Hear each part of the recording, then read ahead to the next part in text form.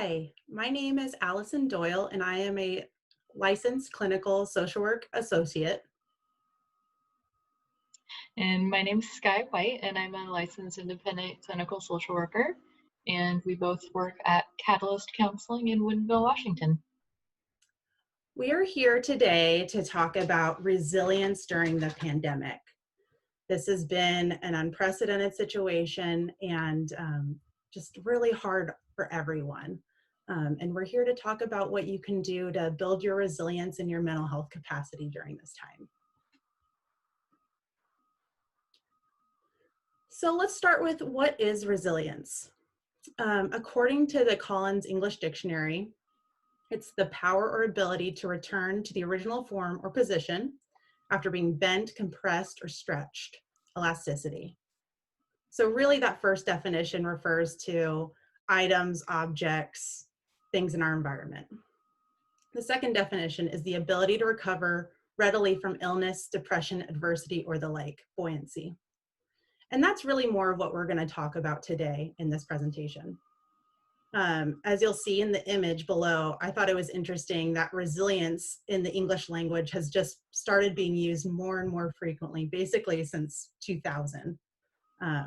People are looking into how to become more resilient every day.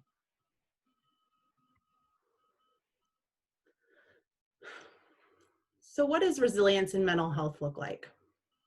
According to the American Psychological Association, resilience is the adaptation in the face of adversity, trauma, tragedy, threats or stress, family relationship problems, health problems, or workplace money issues. This pandemic has been a collective trauma on our entire globe. Not only do we have COVID-19, but life doesn't stop just because there's a pandemic, and neither does IBD. Today, we're really going to be talking about maintaining resilience during this pandemic, tools to navigate feelings and expectations during the pandemic, self-compassion and acceptance strategies you can use, as well as tapping into your own coping skills and natural resilience that you already have.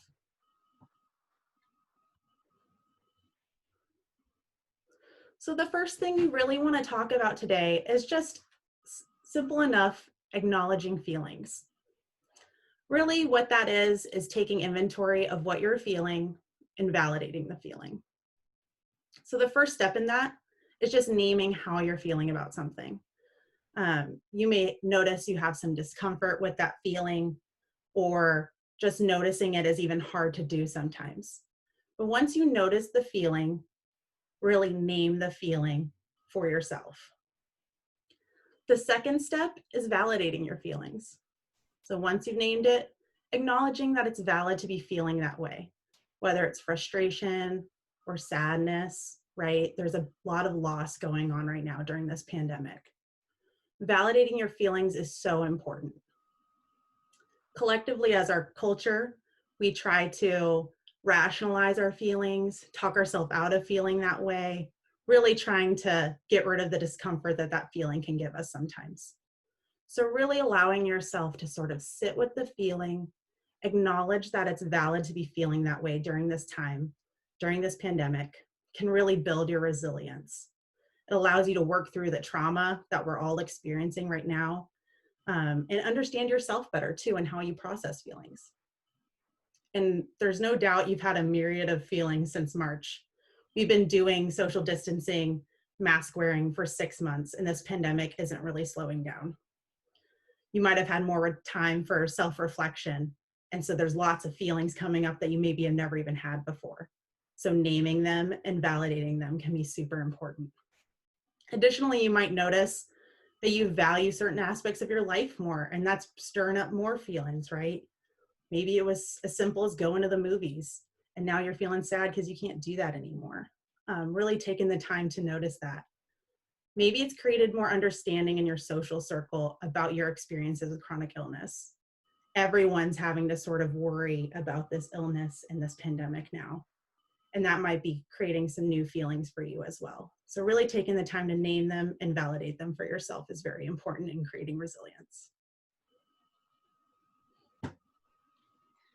Right, so next, we just wanted to talk about managing expectations. So I mean, first of all, we're not fortune tellers. None of us can predict the future. Of course, we're going to think about the future because that's pretty normal, right? Um, but when thinking about the future, it's important to manage expectations so we don't set ourselves up for disappointment when our expectations aren't met. So setting oh my gosh setting realistic expectations can help us in avoiding unnecessary disappointment. Of course, we might still be disappointed. In this case, maintaining a healthy sense of psychological flexibility can help us manage our disappointment. Yes, things might not work out how we wanted, hoped, or expected, but we can still manage. The psychological flexibility is the skill of accepting changes in the present situation while still being able to function effectively and adapt to new circumstances.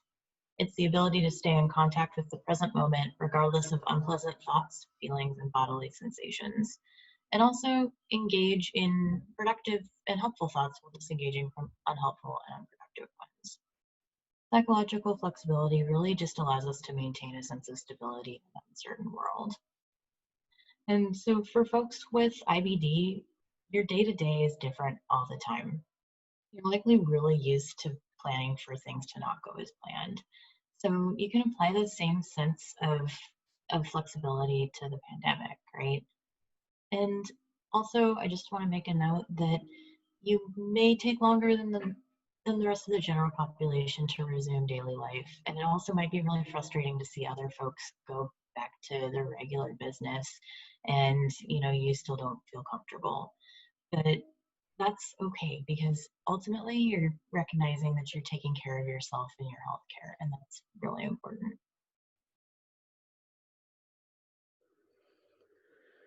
Self-compassion is such an interesting topic, and so great in resilience and mental health. Um, During this pandemic, you might have been feeling down on yourself and less compassion for yourself. Maybe you're experiencing a furlough with work, and that's really difficult to go through. Maybe you have kids at home and you're having to act as teacher and parent and work at the same time. Um, Maybe there's a lot of pressure on your partner or others maybe in your household that may be going through school or having to work from home, and that's really difficult. Maybe during all of this time, your IBD has really become problematic and flared up, and that's really frustrating. Or maybe just pandemic activities, right? We see it on social media. Everybody was baking bread, everybody's getting their pandemic hobbies on, right? And you're sort of feeling like, well, I haven't done any of that stuff. Should I be doing something? Should I be making the most of this time during quarantine? And feeling down on yourself for that. Those are all very normal things and stuff we can be really hard on ourselves for. So Dr. Kristen Neff is someone who really studies self-compassion, and she's at the University of Texas. And she says that self-compassion is made up of three main elements. So the first thing is really noticing the feeling that you're experiencing through mindfulness. In the first section, right, we talked about noticing feelings and just really getting in tune with yourself and your feelings. Noticing what you're experiencing, whether that be suffering, pain, sadness, whatever it might be, just taking the time to really take inventory of the feeling and notice it. The second part is really noticing that feelings are part of the shared human experience. What you're feeling is not something new. Someone else in the world has experienced that feeling, maybe not in the exact same way, maybe not in the exact same experience, but these feelings have come up for other people in history and will come up in the future.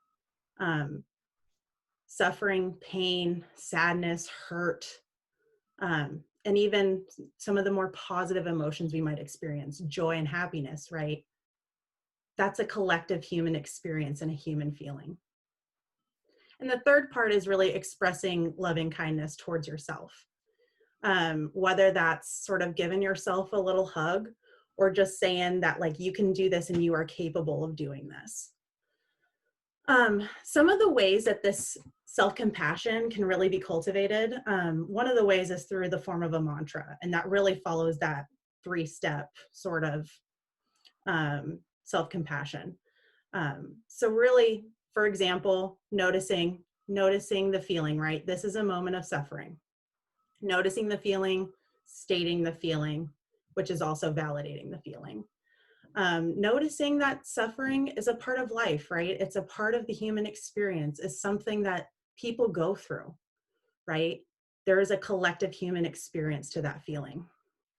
And then the third part, expressing loving kindness towards yourself, which is something to the effect of, may I be kind to myself in this moment. May I show myself love in this moment. May I show myself gentleness in this moment. Whatever that looks like for you, saying that to yourself and really giving yourself that compassion when you're feeling down. It doesn't have to be this mantra. You can create your own mantra using this three-step process, or there's lots of sort of Eastern philosophy mantras that sort of fit this exact same sort of three-step process. The other thing that you can do to cultivate self-compassion is really from the perspective of the compassionate friend. Really taking on the ability to think as your most compassionate friend, right? If you were going to them saying, my IBD is flaring up, I've got my partner at home and they're driving me crazy, right? Or whatever it is, I got my kids and I got to teach them and parent them. I got work, whatever it is, and you're being really hard on yourself for not getting all the things you think need to get done. What would your most kind and compassionate friend say, right?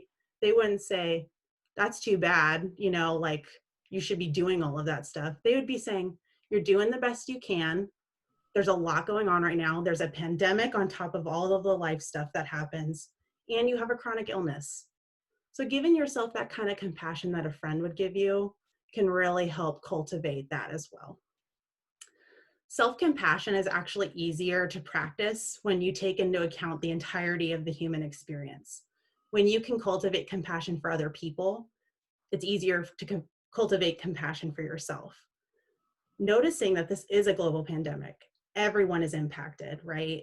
The entire world is going through this sort of as a collective whole. We're all experiencing this trauma together.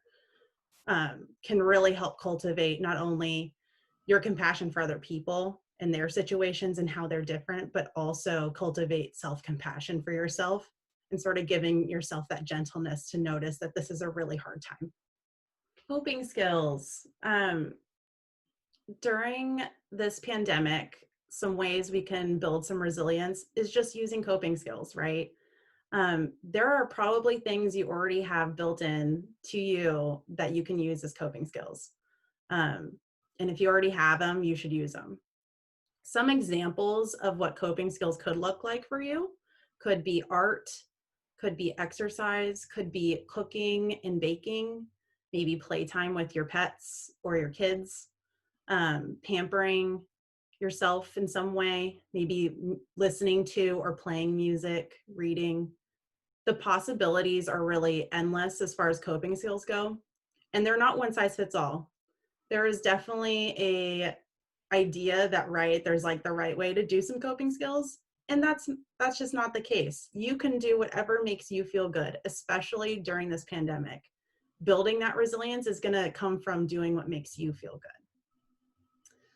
good. Staying connected is really important during this pandemic as well. I know that we're really tired of virtual things maybe, and Zoom and FaceTime aren't ideal as far as connecting with family and friends, but really continuing to try to do that is going to build some more resilience in your mental health as this pandemic goes on. And using social supports like the Crohn's and Colitis Foundation of the Northwest to connect with other people, not only to meet new people, maybe learn new things, but also just to share in a collective shared experience can really build your resilience as well. Something that's been, people with IBD might have already had to do this, and you might find yourself already doing this, but this is something that now collectively as a global perspective we're having to do, right, is sort of do a risk-benefit analysis on what is important and what the risk for activities versus the reward is. So you might already be really good at doing this, and this is a skill you already have built in. But just pointing it out so that we can remember to do this for ourselves. Sort of noticing what the risk is for an activity or a social situation. How many people might be involved? What is your own individual risk level if you have another illness or you're in a greater risk group? Will this cause me more stress than I need in my life? Is there a way I can do this activity in a safe manner if it involves other people, like everyone wearing masks or social distancing, right? Going through this line of questioning can really be helpful in sort of doing an analysis on if a coping skill is going to be safe and feel good or not. And that might answer your question. Just going through the risks might be like, I'm good right now. Or it might bring you to what are going to be the benefits, right? And if they're going to outweigh the risk. How will this help me? Will it improve my mood? Things like that. And if that is more important to you and you can do it in a safe manner, that might be something you consider. This analysis is going to look different for everybody. Every person's body is different. Every person's stress level is different. Every person's risk factors are different. So this risk benefit analysis is really going to look different for pretty much everyone. And the last point is that we're all wired for connection. That's what humans are made to do. We're made to interact, communicate, socialize with each other. And this quarantine and this pandemic has really limited our social interactions. So making sure you're taking the time to do your coping skills, whatever that might be for you, and connect with other people is going to really build your resilience throughout this pandemic.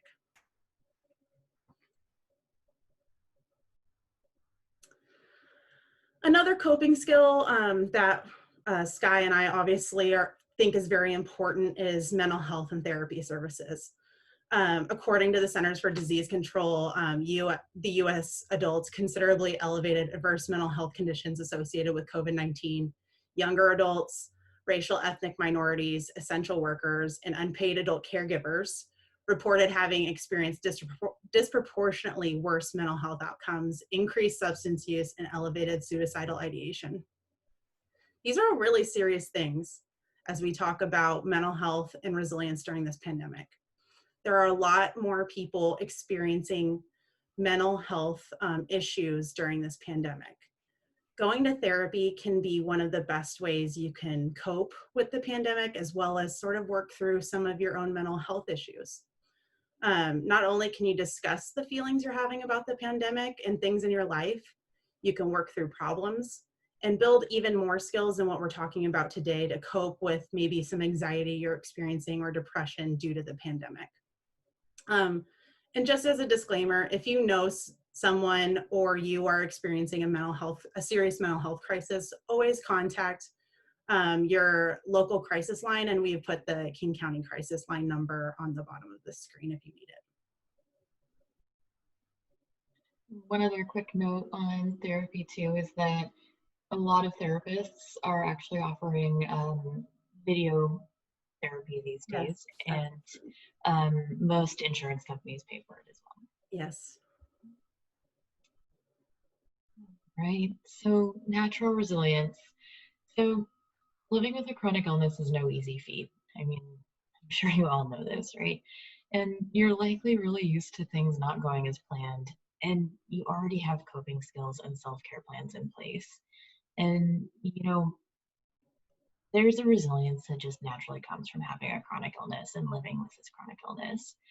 So take some time and think about the things you already do to manage your feelings and emotions and your day-to-day, and just how you already think about your illness, because a lot of these are probably going to be applicable to managing or to navigating a pandemic, right? So yeah, apply them. Because really you have the strength in you to navigate this pandemic. Right, so just a quick little slide on our sources here, and please feel free to join us for our Q&A. That's the final portion of our presentation on Sunday, September 13th. And if you have any questions or comments following that, please feel free to reach out to me or Allison at the email addresses on the slide. Thank you for coming to our presentation. I hope you enjoyed it and learned something that you can apply to yourself. Skye and I really enjoyed putting this together, and we really hope to see you at the Q&A. Thank you all. Thanks.